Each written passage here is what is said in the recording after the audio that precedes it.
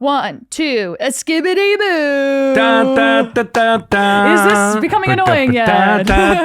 Never. Do you like this bit? Please write in.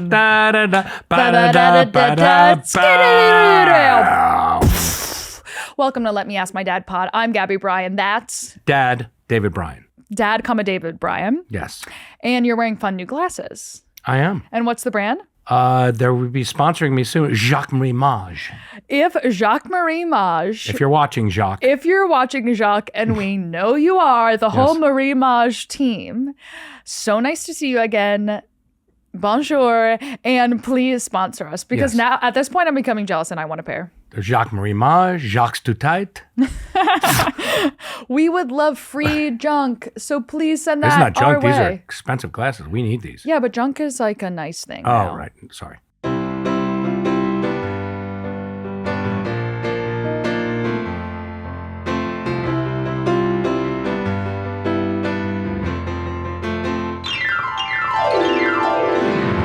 This is episode 16. Wow. Can you believe that? I know. One of the best ages, 16. Exactly. It was the age of enlightenment. It is the age, when you turn 16, you go, okay, things are starting to make sense Sweet here. 16 for girls. Sweet 16. I wanted a Sweet 16 Stupid so 16 bad. for boys. So true. My Super Sweet 16, best show of all time. Yes, you try to convince me to have a $750,000 party. Yes. On the moon, I think it was. You wanted it. I don't know how you got that number because I didn't do any like bookkeeping to figure out how much it would cost. But you have to understand, My Super Sweet 16 was our show of the moment. It was. And they were girls being carried in by dancers on, on a camel. It was like on $1 an million elephant. parties. Yeah, they were absolutely crazy. And you can't help but wonder. And I couldn't help but wonder, what if my Sweet 16 was crazy like that? And then what I told you was that your Sweet 13 bat mitzvah cost too much money and you're not getting one 3 years later. Yeah, but I didn't choose to have a bat mitzvah. A bat mitzvah was forced upon me. And I was anti-Hebrew school. Famously, I almost got kicked out and you had to bribe the temple. Well, it's just money. We're Jews. That's what we do. That's true. Here's my issue with Hebrew school. It's great. Listen, there was I like Hebrew. being a Jew. What's the problem? It was these Jews. You walk in there and they act like this is school. Yeah. And I'm like, excuse me, I'm exhausted. I've been learning colors all day. Yeah. I've been at big girl school and you expect me to come here? You're all the way up to the 4 times table. Exactly.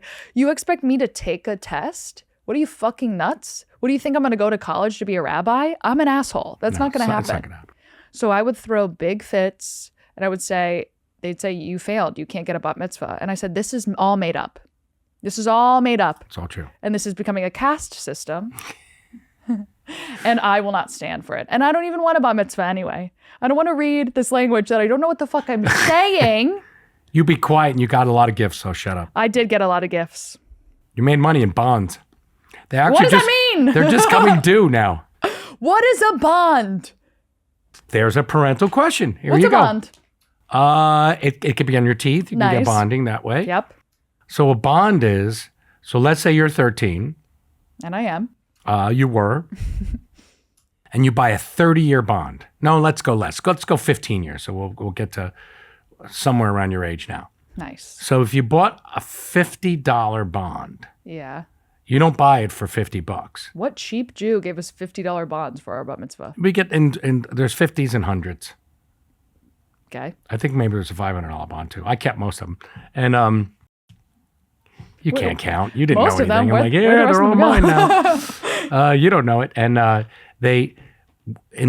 you're trusting the government. It's a government bond, so you buy a $50 bond for like $25.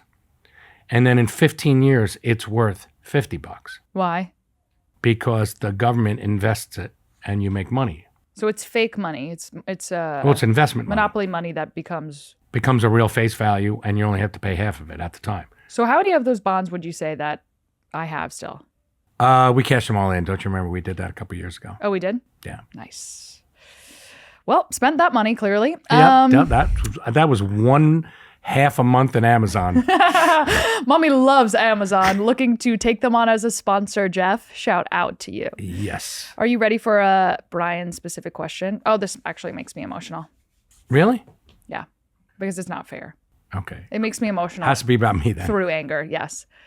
Gabby. Yes. Do you wish you got your dad's curls? Ah. David, do you wish you got Gabby's straight hair? I have hair extensions in. Under this hair, you know that like cartoon animation of a baby where there's like one piece of hair, but there's a bow in it? Doink. Yeah, that's what I look like, okay? I am fundamentally bald. I have no hair of my own. I put this fake hair in to sort of have a semi-curl. Do I wish I had his hair? Yes, I would look like goddamn Carrie Bradshaw. Of course I wish I had his hair, but that wasn't given to me, okay? Basically, I held that DNA back. you gave me basically everything else, including like IBS, fucking acid reflux, like all the good and bad stuff. Obviously, we're both gorgeous, but you kept the hair. Why? You didn't deserve it. Do you wish you had my straight hair? You would look so weird with straight hair. I really hate curly hair. Really? I always wish my hair was straight. I had it straightened once. You saw that one picture I sent you. It's in like, one of the record covers I think it was on Crush in 2000. They like flat ironed and did my whole hair straight. I was like, I loved it, but I went, I am not committing to this. You loved it. That picture is actually hanging in JBJ Nashville. Yes. And the way I gasped and almost fell to the ground when I saw that picture, Yes. It is so haunting. I loved it. You look like a ska, like you're in a ska band. But then I was like, so I'm going to be on stage and start to sweat. And all of a sudden, now I'm the other guy. Bing. Now I have curly hair again. So I didn't want to confuse myself and anybody. And then to actually like do any kind of that thing. No. It's not for me. And then you ruin the curls and it gets all weird. Yeah, you can't do it. Just burn the crap out of your hair. Well, I mean, that's the great You got to go thing. with what you're born. The grass is always greener on the other side. That's the lesson to be learned. Yes. And I grew up in central Jersey, okay? I grew up around a lot of Guidos, which is Italian Americans. Guidos. And they all had curly brown hair. And I always wished that I was short with big tits and a big ass and curly brown hair and You an can get that attitude. one day. Okay, and all I got was the attitude. That's true. And girls would put gel in their hair and scrunch their hair really curly, and I would do that, and I just looked like sick. Just like straight hair with shit in it. Yeah, it's just like wet, straight hair. Yeah. I looked like I was almost murdered in a lake. I did have nice. What? What lake? The reservoir. Oh, that's not a lake. It's a reservoir. Potatoes, potato. Same thing. I famously had straight hair in Slippery and Wet when I had all of my extensions put in. You had straight extensions put into your From curly Mars. hair. From Mars. I looked like I was from Mars. I actually saw this lady I was in Vancouver and she was walking down the street and she had like black and silver and all this crazy shit. And I was like, that chick looks like she's from Mars and I want to look like that. I want to look like her. So I went to her place and I got extensions down to my ankles. To my ankles. They were that long. And I was like, just keep them here for today. I'll be back tomorrow. And I came back to my band and I looked like a Cro-Magnon man. And they were like, what the fuck is wrong with... I was like, my hair was down to here. I looked like Cousin It. It was unbelievable. Unbelievable. And then the next day she made me who I was, the lion. the lion. From Zion. I don't know what language I don't you know what speak that right is. now. It looked absolutely unhinged and crazy. And I would, the greatest thing was you would never have to wash it really. You just sprayed silicone on it. It was silicone spray. What was happening in the 80s? That's why we don't have a fucking ozone layer. Oh, I'm the one who killed the ozone. Take credit. Exactly. Right over New Jersey. It's like, why is everybody getting burned in New Jersey? Hello. Hello. You're welcome. Someone had to Silicone. look good in the 80s. That's right. Suffer for your beauty. So I could go to college. Who needs an ozone? Wow. I love fake hair. Okay. Are you ready for our questions today? That one was pretty tough, but okay. That was tough for you? That was hard Yes. for you emotionally? Just going through my hair Journey? journey. It's been a journey. It has been a journey. Remember that one hairdresser who had a crush on Lexi, my stepmom? So he cut all your hair off? That was in Crush. That was that record.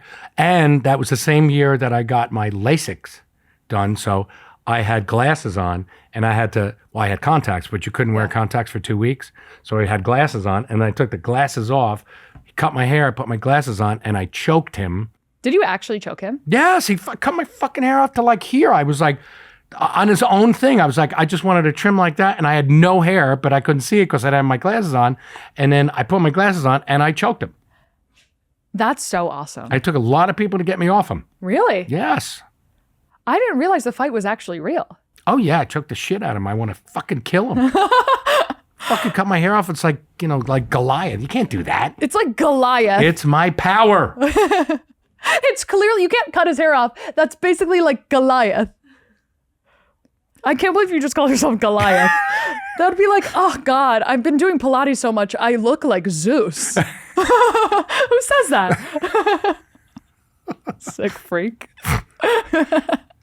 Okay. I'm sorry that happened to you. That's your trauma. It's my, I still live with it. You live with it every day. Okay.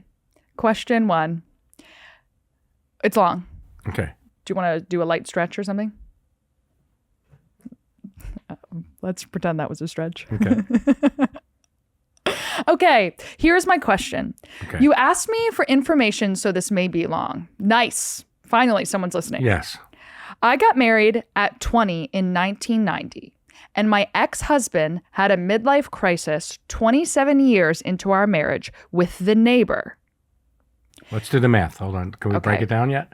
20 years old. 20 years old. So 27 years later. So 47. So she's 47. Okay. He has an affair with the neighbor. The year would be, I have no idea. We need a calculator. I don't want to do the math. I don't either. I'm hooked on phonics. phonics. No. She has numbers for us. Okay, Thank good. you. Thank you, because she cares. This is our girl. Needless to say, I am no longer married and I was divorced in 2018. There we go. From 1992 through 2006, the ex was the breadwinner, and I worked part-time and raised 3 daughters. Okay. A lot of details. There's way more. In 2006, I went to work full-time in the animal medicine field, and I've climbed the corporate ladder to the top. Pause. Animal field. The animal medicine field. And you climb. I didn't realize it was a corporate. I didn't realize animal medicine was incorporated. It could be if you work at like an incorporated vet thing. Nice, Dad. Let's say it's a vet hospital. Put your back into that one. Jesus. Let me think about that. So if you were in a hospital and you were like either a vet or a vet assistant or a nurse, you worked, or maybe you were at administration, then you worked your way up. That's so. What do you do? Like crazy animal tigers? Paperwork. It's just paperwork. When you climb the corporate ladder in animal medicine, do you get to work? Does it go small? No, you go to giraffes. Right to giraffes. Yeah, just giraffes. Exactly. Are you working at Great Adventure? Could be. God bless. Okay. I climbed the corporate ladder to the top. Due to heartbreak and now being a single income family, I threw myself into my job. The ex is remarried and I haven't even been on a date. Well, you've been too busy. Wait, let's go back to ladder. Wait, you've been a single. What about alimony? What about child support? Do we? I mean, that's obviously not involved. Ooh, get a better lawyer. Get a better lawyer. If you're killing it in the animal medicine field, find a Jew. Get a lawyer. Get somebody. You need alimony. I threw myself so far into my job to stay afloat, I didn't leave time to go out socially. Classic. I am now 54, in parentheses, I think attractive.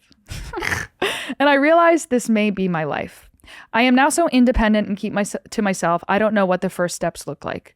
I can't imagine dating after being married for 26 years and then on my own for 6 years, but I long for companionship and I don't want to grow old alone.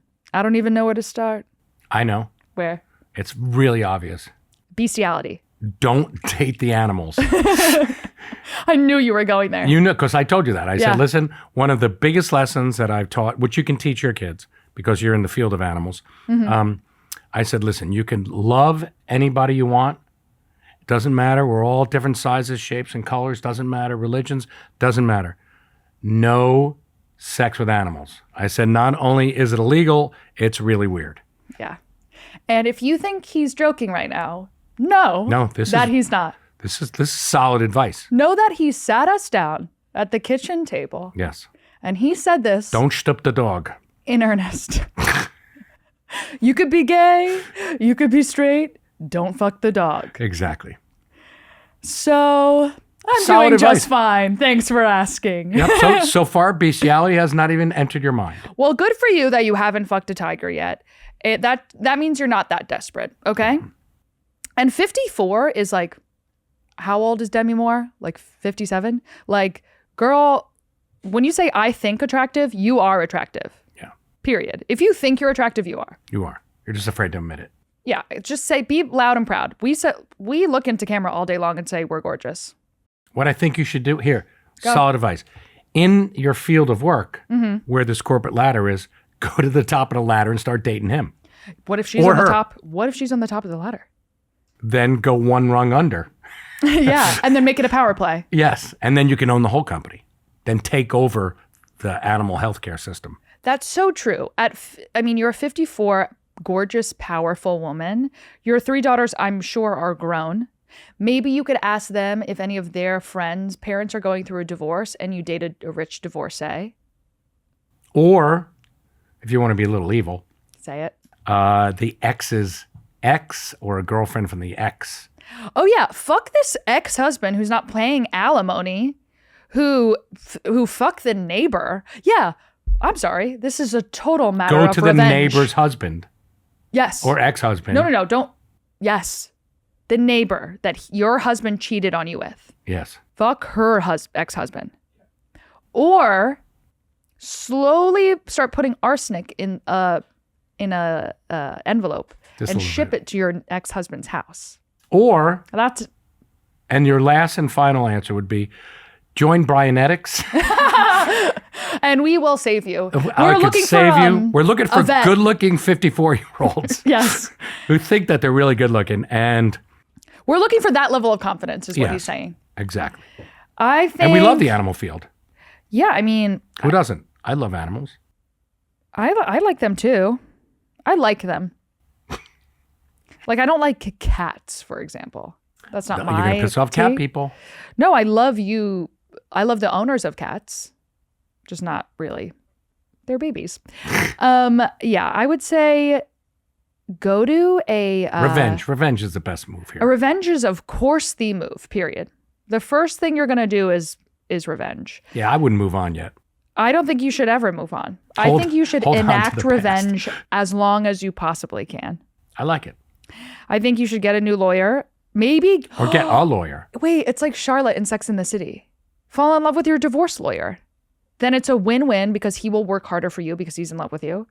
Date a little uglier. That's what they say to do. And he won't charge you. He won't charge you, so you're not losing any money, any of your hard-earned pet money. And you can go back and get back alimony, back child support. Yes. You could do that, you know? And then also behind his back, date the judge Yeah. Start sort of dating everyone in a community. who can help you Exactly. to screw over your ex. Use your looks, weaponize your looks. I've always said that. And then Yeah. at the animal hospital, use those lions and tigers to go after the ex. Oh, yeah. Why don't you create sort of like a small army of animals? Yep.